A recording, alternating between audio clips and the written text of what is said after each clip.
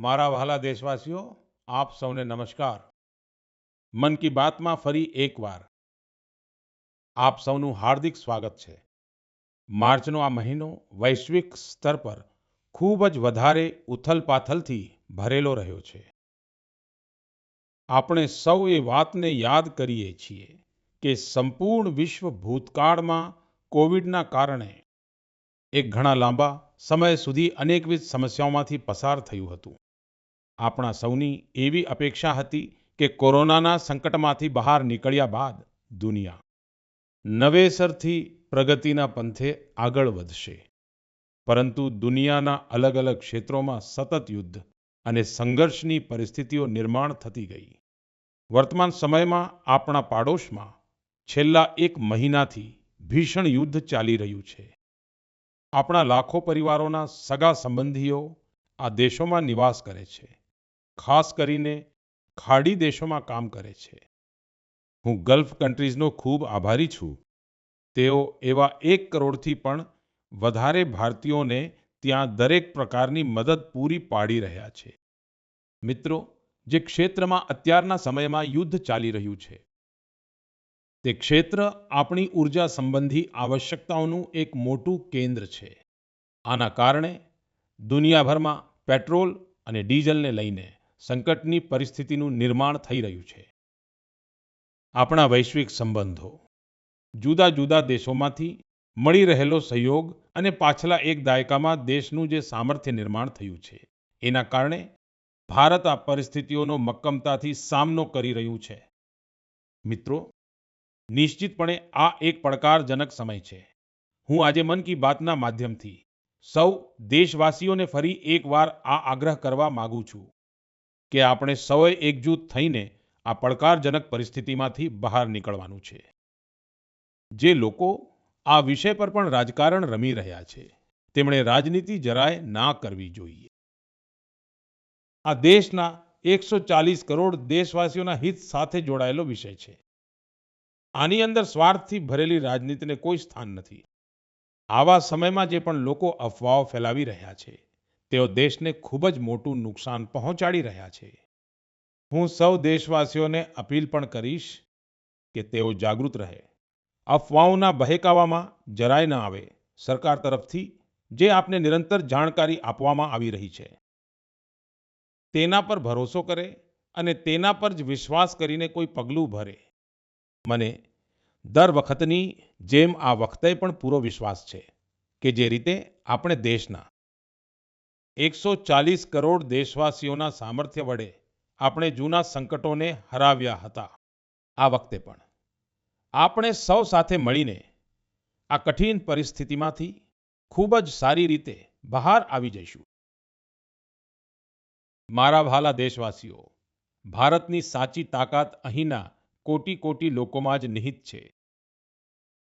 આજે મન કી બાતમાં એક એવા પ્રયાસના વિષયમાં જણાવવા માંગુ છું જે દેશવાસીઓની જનભાગીદારીની ભાવનાને પ્રદર્શિત કરે છે. આ પ્રયાસ છે જ્ઞાન ભારતમ સર્વે, જેનો સીધો સંબંધ આપણી મહાન સંસ્કૃતિ અને સમૃદ્ધ વિરાસત સાથે રહેલો છે. આનો મુખ્ય ઉદ્દેશ્ય દેશભરમાં ઉપલબ્ધ મેન્યુસ્ક્રિપ્ટ્સ એટલે કે હસ્તપ્રતોના વિષયમાં માહિતી એકઠી કરવાનો છે. આ સર્વે સાથે જોડાવા માટેનું એક માધ્યમ જ્ઞાન ભારતમ એપ છે. આપની પાસે જો કોઈ મેન્યુસ્ક્રિપ્ટ ઉપલબ્ધ હોય, હસ્તપ્રત છે અથવા તો તેના વિશે કોઈ જાણકારી છે, તો તેનો ફોટો જ્ઞાન ભારતમ એપ પર જરૂરથી શેર કરજો. દરેક એન્ટ્રી સાથે જોડાયેલી ડાયરીને દાખલ કરતા પહેલા તેની પુષ્ટિ પણ કરવામાં આવી રહી છે. મને આ વાતની ઘણી ખુશી છે કે અત્યાર સુધીમાં હજારો મેન્યુસ્ક્રિપ્ટ્સ એટલે કે હસ્તપ્રત લોકોએ શેર કરી છે. ઉદાહરણ તરીકે અરુણાચલ પ્રદેશના નામસાઈના ચાઓ નંતીસિંગ લોઆંગજીએ સાઈ લિપિમાં હસ્તપ્રતો તેમણે શેર કરી છે. અમૃતસરના ભાઈ અમિતસિંહ રાણાએ ગુરુમુખી લિપિમાં હસ્તપ્રત શેર કરી છે. આપણી મહાન શીખ પરંપરા અને પંજાબી ભાષા સાથે જોડાયેલી લિપિ છે. કેટલીક સંસ્થાઓએ પામ લીફ એટલે કે તાડપત્ર પર લખેલી મેન્યુસ્ક્રિપ્ટ પણ આપી છે. રાજસ્થાનના અભય જૈન ગ્રંથાલયે કોપર પ્લેટ્સ પર લખેલી ખૂબ જ જૂની હસ્તપ્રતો શેર કરી છે. તો બીજી તરફ લદ્દાખની હેમિસ મોનેસ્ટ્રીએ તિબેટીમાં બહુમૂલ્ય હસ્તપ્રતોના વિષયમાં જાણકારી આપી છે. અહીંયા મેં ફક્ત થોડાક જ ઉદાહરણ આપ્યા છે. આ સર્વે જૂન મહિનાના મધ્ય સુધી ચાલુ રહેવાનો છે. આપ સૌને મારો આગ્રહ છે કે તમે પોતાની સંસ્કૃતિ સાથે જોડાયેલા પાસાઓને સામે લાવો અને તેને શેર કરો. મારા વહાલા દેશવાસીઓ, ભારત દુનિયાનો સૌથી યુવા દેશ છે. દેશના યુવાનોની તાકાત જ્યારે રાષ્ટ્રના નિર્માણમાં જોડાય છે તો તેનાથી બહુ મોટી મદદ મળે છે. રાષ્ટ્ર નિર્માણના આ દાયિત્વને નિભાવવામાં મોટી ભૂમિકા ભજવી રહ્યું છે મારું યુવા ભારત એટલે કે માય ભારત સંગઠન.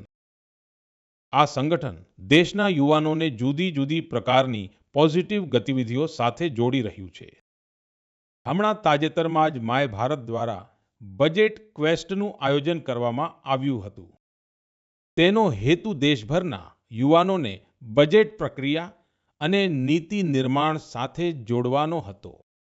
આની સાથે જોડાયેલી ક્વિઝમાં આખા દેશભરમાંથી લગભગ 12 લાખ યુવાનોએ ભાગ લીધો. ક્વિઝ પછી લગભગ 1,60,000 પ્રતિભાગીઓને નિબંધ સ્પર્ધા માટે પસંદ કરવામાં આવ્યા. મને આમાંથી કેટલાક નિબંધો વાંચવાનો અવસર પણ પ્રાપ્ત થયો. આનાથી એક ખબર પડે છે કે મારા યુવા મિત્રો દેશના વિકાસમાં પોતાનું યોગદાન આપવા માટે કેટલા તત્પર છે. તેલંગાણાના સૂર્યાપેટથી કોટલા રઘુવીર રેડ્ડી, ઉત્તર પ્રદેશના બારાબંકીથી સૌરભ બૈસવાર અને બિહારના ગોપાલગંજથી સુમિત કુમારે ખેડૂત કલ્યાણ સાથે જોડાયેલા ટોપિક પર લખ્યું છે. પંજાબના મોહાલીથી આંચલ અને ઓડિશાના કેન્દ્રપાડાથી ઓમ પ્રકાશ રથે મહિલા પ્રેરિત વિકાસને આગળ વધારવાના તરીકાઓ પર પોતાના વિચાર પ્રગટ કર્યા છે. હરિયાણાના યમુનાનગરથી પ્રથમ બરારે લખ્યું છે કે ગ્રીન અને ક્લીન ભારત જ સમૃદ્ધ ભારતનો માર્ગ છે. આ તેમની ઊંડી વિચારસરણી બતાવે છે. દિલ્હીના શંખ ગુપ્તાનું સૂચન છે કે ગ્રામીણ ક્ષેત્રોમાં રમત ગમતની પ્રતિભાઓની ઓળખ માટે હજુ વધુ પ્રયાસો થવા જોઈએ. આપણા યુવા મિત્રોએ કૌશલ્ય વિકાસ અને ઇઝ ઓફ ડુઇંગ બિઝનેસ પર પણ પોતાના વિચારો શેર કર્યા છે. હું તે બધા જ યુવાનોની પ્રશંસા કરું છું જેઓ પોતાના આઈડિયા શેર કરી રહ્યા છે. આ વિચારો દેશને આગળ લઈ જવામાં ખૂબ જ અગત્યના છે. મારા વહાલા દેશવાસીઓ, દેશભરના ક્રિકેટ ફેન્સ માટે આ મહિનો જોશ અને ઉત્સાહથી ભરી દેનારો રહ્યો છે. જ્યારે ભારતે ટી20 વર્લ્ડ કપમાં ઐતિહાસિક જીત નોંધાવી તો દેશમાં ચારે તરફ ખુશીની લહેર દોડી ગઈ. આપણી ટીમની શાનદાર સફળતા પર આપણે સૌને ખૂબ જ ગર્વ છે. ગયા મહિનાના અંતમાં કર્ણાટકના હુબલીમાં એક ખૂબ જ રોચક મુકાબલો જોવા મળ્યો હતો. આ મુકાબલામાં જીત મેળવીને જમ્મુ અને કાશ્મીરની ક્રિકેટ ટીમે રણજી ટ્રોફી પોતાના નામે કરી લીધી. સૌથી વધુ ખુશીની વાત તો એ છે કે લગભગ 7 દાયકાની લાંબી રાહ જોયા પછી આ ટીમે આખરે પોતાનો સૌપ્રથમ રણજી ખિતાબ હાંસલ કર્યો છે. આ અભૂતપૂર્વ સફળતા ખેલાડીઓના અનેક વર્ષોના સતત પ્રયાસોનું જ પરિણામ છે. ટીમના કપ્તાન પારસ ડોગરાએ ખરેખર અદ્ભુત કૌશલ્યનું પ્રદર્શન કર્યું. પોતાના નેતૃત્વ દ્વારા આ જીતમાં તેમણે ખૂબ જ અગત્યનું યોગદાન આપ્યું છે. આજે દેશભરમાં કાશ્મીરના યુવા ગોલંદાજ આકિબ નબીના પ્રદર્શનની પણ ખૂબ ચર્ચા થઈ રહી છે, જેમણે આ રણજી સિઝનમાં 60 વિકેટો પોતાના નામે કરી છે. આ ઐતિહાસિક જીતથી ટીમના ખેલાડીઓ અને કોચિંગ સ્ટાફની સાથે સાથે જમ્મુ અને કાશ્મીરના લોકો પણ ખૂબ જ ઉત્સાહિત છે. ક્રિકેટના મેદાનમાં આ શાનદાર પ્રદર્શન પછી હવે ત્યાંના યુવાનોમાં રમતો પ્રત્યેનો ઉત્સાહ અનેક ગણો વધી ગયો છે.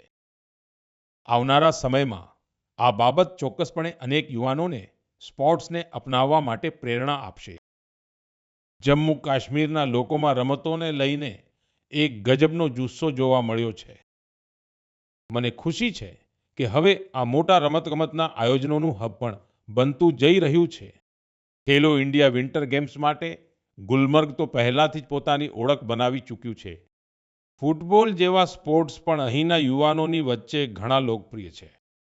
મને પૂરી આશા છે કે આવનારા સમયમાં જમ્મુ અને કાશ્મીરના ખેલાડીઓની જીતનો આ સિલસિલો આ જ રીતે નિરંતર ચાલુ રહેશે. મારા પ્યારા દેશવાસીઓ, હું હંમેશા અવારનવાર કહેતો હોઉં છું કે જે રમશે તે જ ખીલશે. મને એ જોઈને ગમ્યું કે આપણા દેશના યુવાનો હવે એ રમતોને પણ ખૂબ જ અપનાવી રહ્યા છે. જે રમતો પહેલા એટલી બધી લોકપ્રિય નહોતી. ઉત્તર પ્રદેશના પ્રતિભાશાળી એથ્લીટ ગુલવીર સિંહે આવી જ એક રમતમાં ખરેખર કમાલ કરી દેખાડ્યો છે.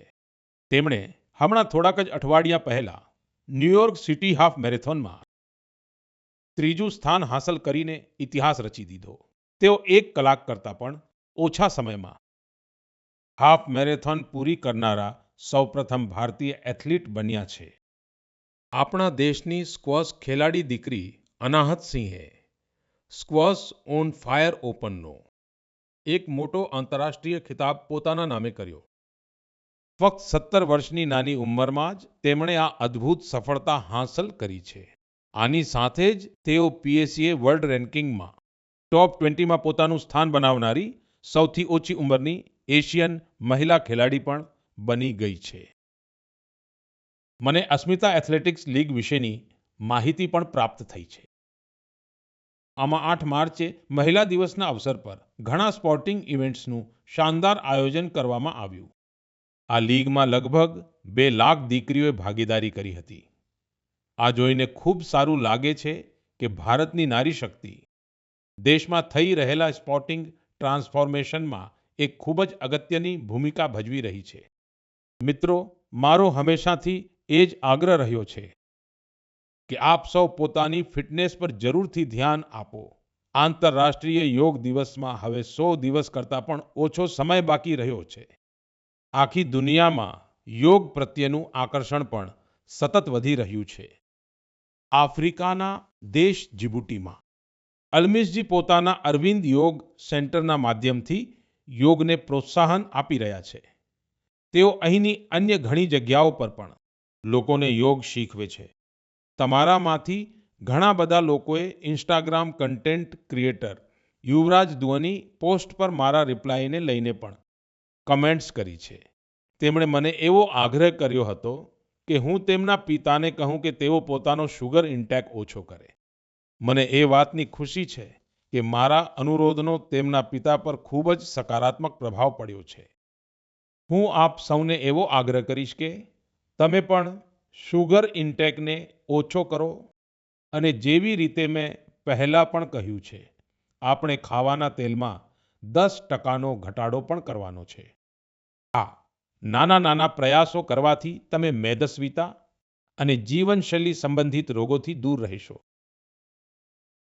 મારા વહાલા દેશવાસીઓ, એક જૂની કહેવત છે કે કરત કરત અભ્યાસ કે જડ મત હોત સુજાન. એનો અર્થ એ છે કે જ્યારે આપણે નિરંતર અભ્યાસ કરીએ છીએ તો તેટલી જ વધારે બુદ્ધિમત્તા હાંસલ કરતા જઈએ છીએ.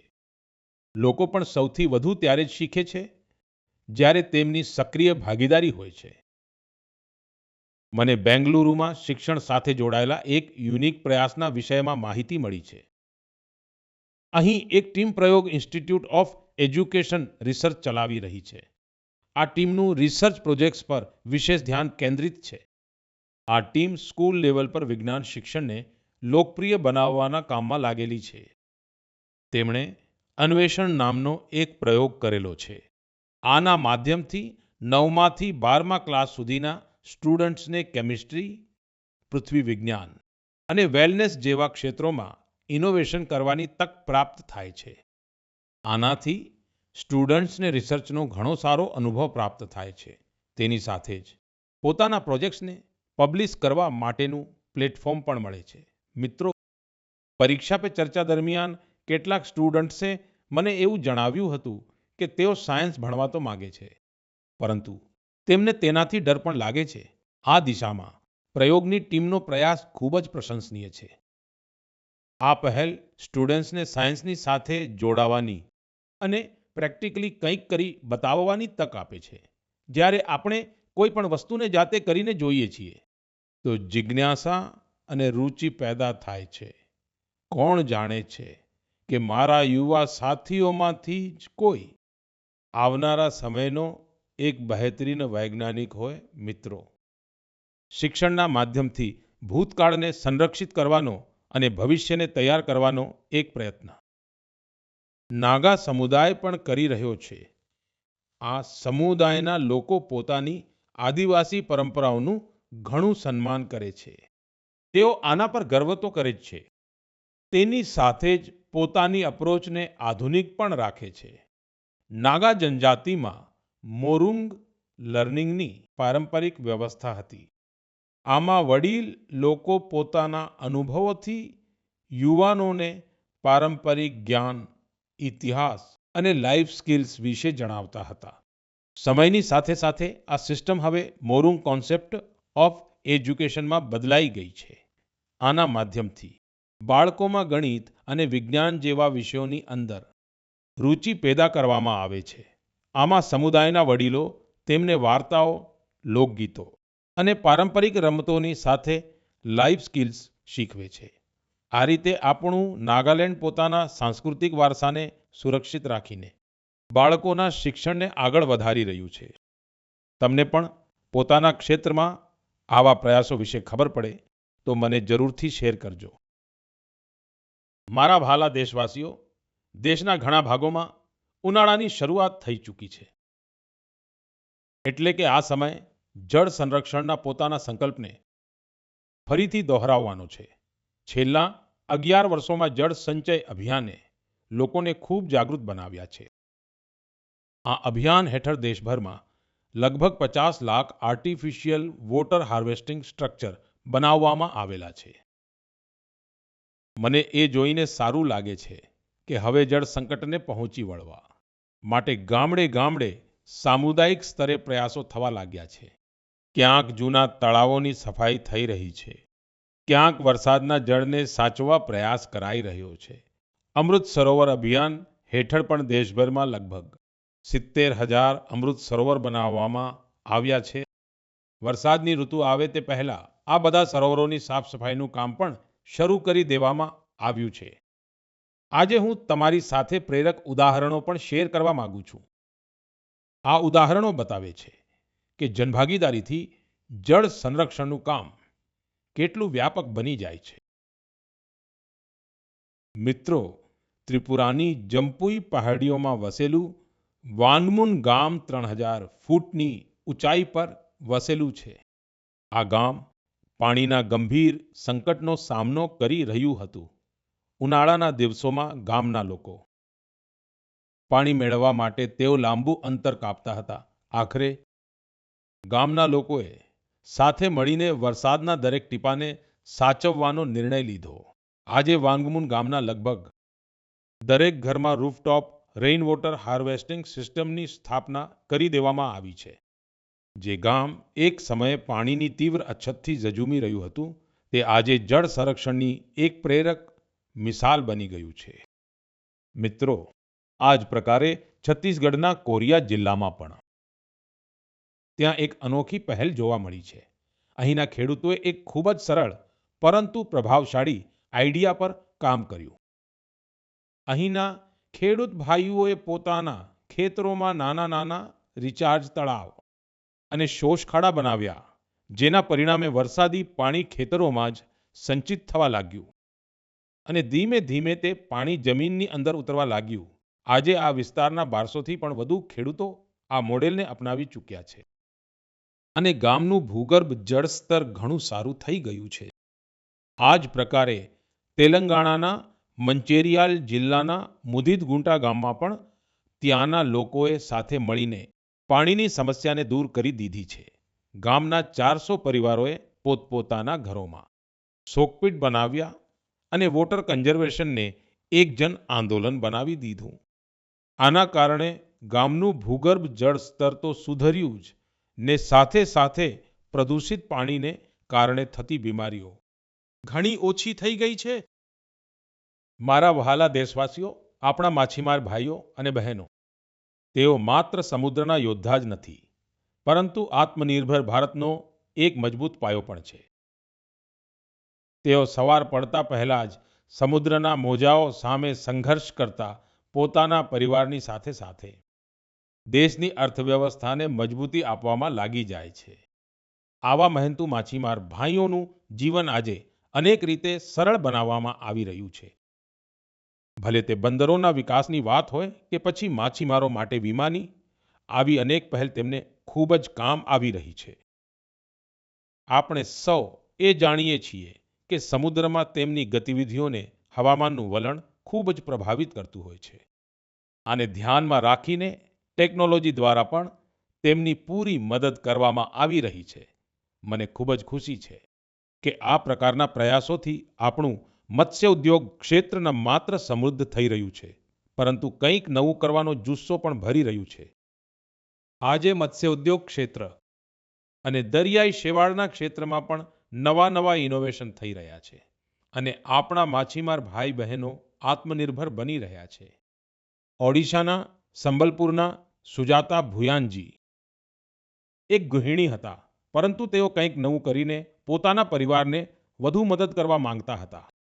તેથી જ કેટલાક વર્ષો પહેલા તેમણે હીરાકુંડ રિઝર્વાયરમાં મત્સ્ય ઉછેરનું કામ શરૂ કર્યું. શરૂઆતના દિવસો તેમના માટે બિલકુલ સરળ ન હતા. હવામાનમાં થતા ફેરફારો, માછલીઓના ખોરાકની વ્યવસ્થા અને ઘરની જવાબદારીઓની સાથે સંતુલન જાળવવા જેવા બીજા પણ ઘણા પડકારો હતા. પરંતુ તેમનો ઉત્સાહ અડગ હતો અને ફક્ત 2-3 વર્ષની અંદર જ તેમણે પોતાના પ્રયાસને એક સફળ બિઝનેસમાં બદલી નાખ્યો. આજે તેમની આ સફળતા એ સમુદાયની અન્ય મહિલાઓ માટે પણ આશાનું એક નવું કિરણ બની ગઈ છે. મિત્રો, લક્ષદ્વીપમાં મિની કોઈની હવા ગુલજારજીની કહાણી આપણી માતાઓ બહેનોની અદ્ભુત સંકલ્પ શક્તિને સામે લાવે છે. ખરેખર તો તેઓ એક ફિશ પ્રોસેસિંગ યુનિટ ચલાવતા હતા, પરંતુ તેમને લાગ્યું તો તેમની પાસે જો એક સારું કોલ્ડ સ્ટોરેજ હોય તો તેઓ હજી વધુ સારું કરી શકે છે. એટલા માટે તેમણે કોલ્ડ સ્ટોરેજ યુનિટ લગાવવાનો નિર્ણય કર્યો. આજે એ જ તેમની તાકાત બની ગયું છે. હવે તેઓ વધુ સારી પ્લાનિંગ સાથે કારોબાર કરી રહી છે. મિત્રો, દેશમાં આજે ચારે તરફ એવા પ્રયાસો થઈ રહ્યા છે જે ખરેખર પ્રેરણા આપનારા છે.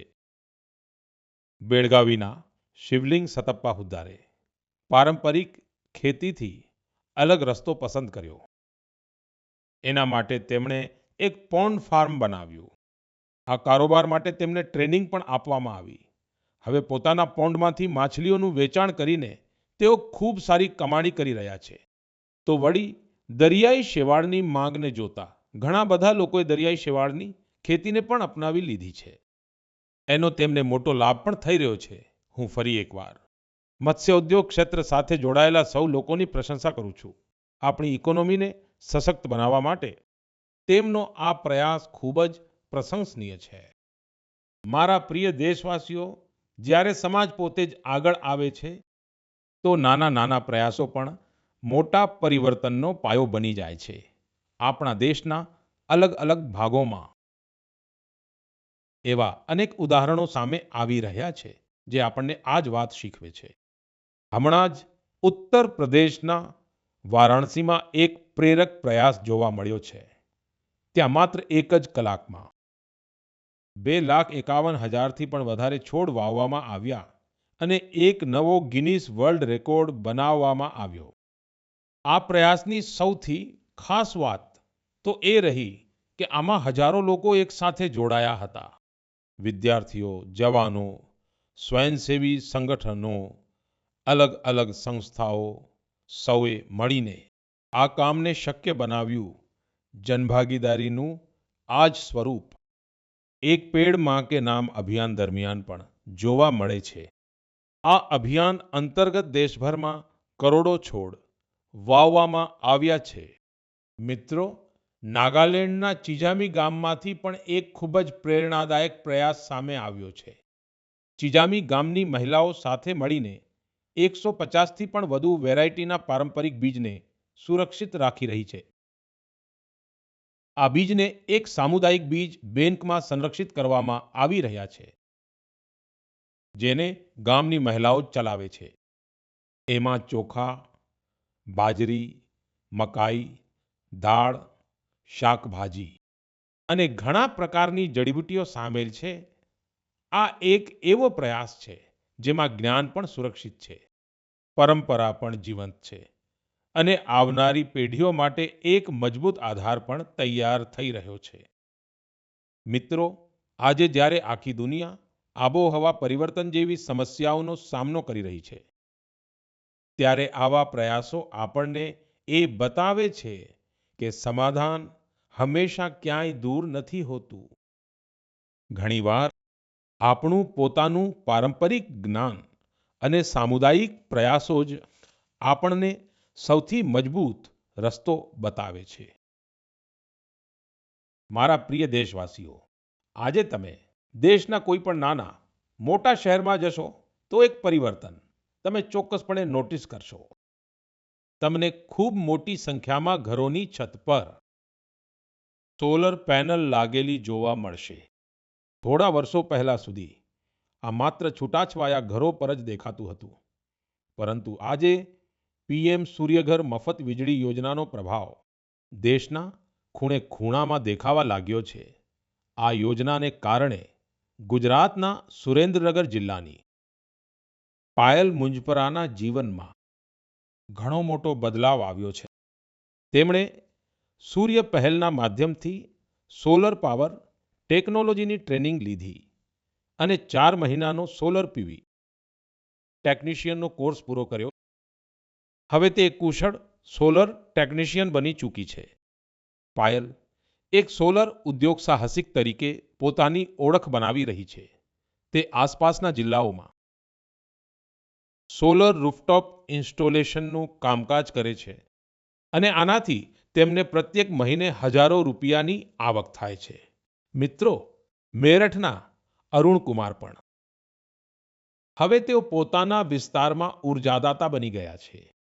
તાજેતરમાં દિલ્હીમાં આયોજિત કાર્યક્રમમાં અરુણકુમારે ભાગ લીધો હતો અને પોતાના અનુભવો વર્ણવ્યા હતા.